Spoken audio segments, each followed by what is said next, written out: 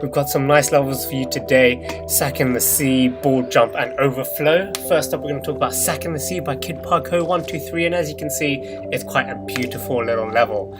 It's very aquatic. It's got some nice layer usage. There's lots of dynamicness. There's bubbles. There's moving platforms, moving objects, and there's lots of stuff in the background as well. Sort of just either decoration or even moving obstacles. Not so much moving obstacles, but there's jellyfish. There are obstacles here, and there are also some jellyfish in the background, which just keep the whole level looking very dynamic and sort of enticing. Keeps you interested as you go along. It is actually quite a short level, and there isn't really too much skill involved in this whole level. I mean, you're just mostly operating switches and also grabbing onto certain gel-like stuff, lava, cool lava, to switch between layers. It's got nice layer control, and it's just mostly just about exploring some nice little aquatic life.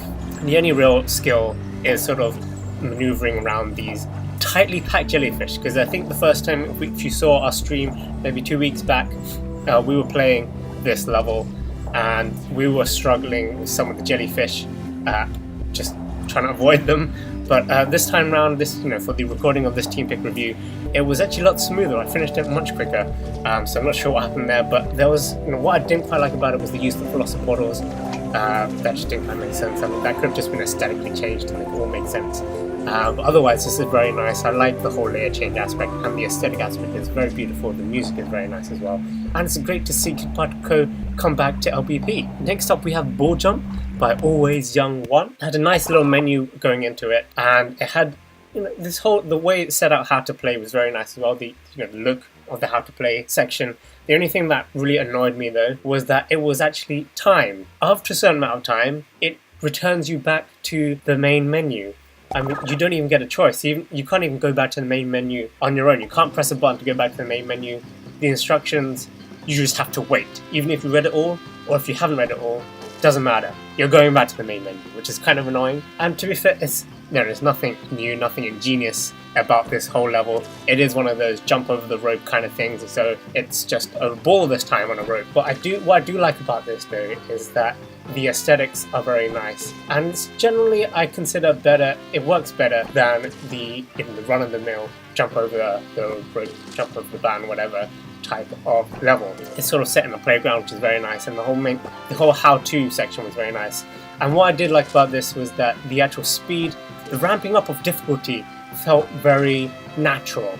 It actually ramped up, every rotation seemed to get faster and faster, which is fine, but not too much and not too slowly at the same time. So it's at a very good balance of difficulty progression, and then maybe they could have put in better aesthetics in terms of keeping the score.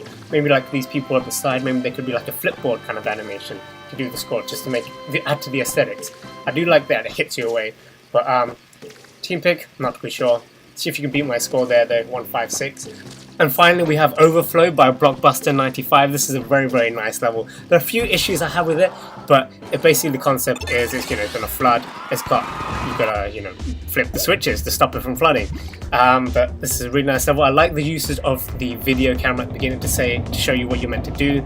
Although at some bits, the video seemed to sort of go for longer than it needed to be, as well as a delay between actually starting actual action.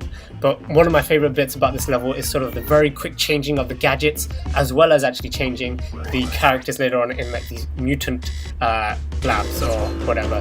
But there's a very smooth transition of these gadgets from grapple hook to boost boots, and that was really good. I kind of wish there was more part of that, but I guess it was actually very sufficient, to be honest. It had a very good amount. It wasn't too little, and it definitely didn't go far too long either.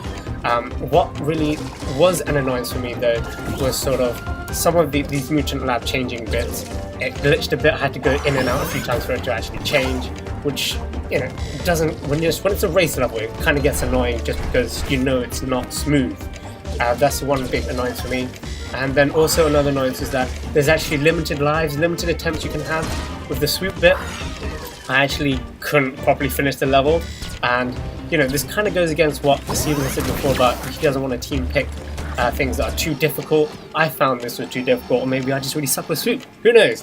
comment in below which one you think it is. But I had quite a bit of difficulty. I never properly finished it, although the scoring wise, it seemed like I'd reached the end. I just needed to flip that last switch. So that's why I just left it be. But overall, this was actually a very, very amazing level, despite those few minor flaws, and definitely well worth a play. And I hope you enjoyed this week's team pick review. Let me know what you think about them in the comments below, and click that like button if you enjoyed this video. So hope you guys stay tuned to Lefty Right Stick for more LBP videos.